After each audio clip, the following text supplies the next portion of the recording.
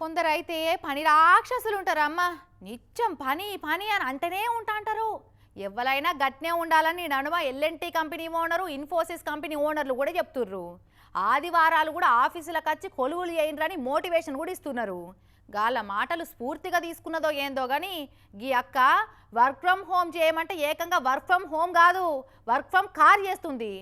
అగో అదేందంటారా, ముచ్చట చూస్తే పురాగా సమజైతుంది. డోంట్ డ్రింక్ డ్రైవే కాదు, డోంట్ వర్క్ ఆన్ డ్రైవ్ అని చెప్తున్నారు బెంగళూరు పోలీసు వాళ్ళు.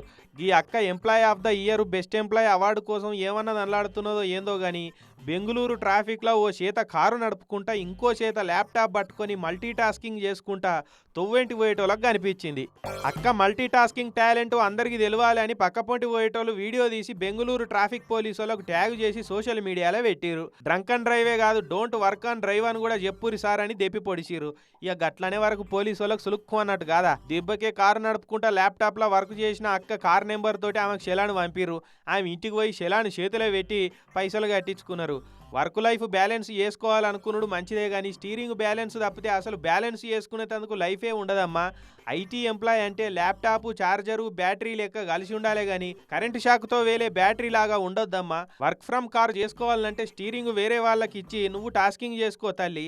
రోడ్ల మీద ఇసంటి స్కిల్స్ చూస్తే టక్కరై ప్రాణం పోతే సూయించనీకి లైఫే నిల్లైతదమ్మా అని జ్ఞానబోధ చేసి పోయిరట.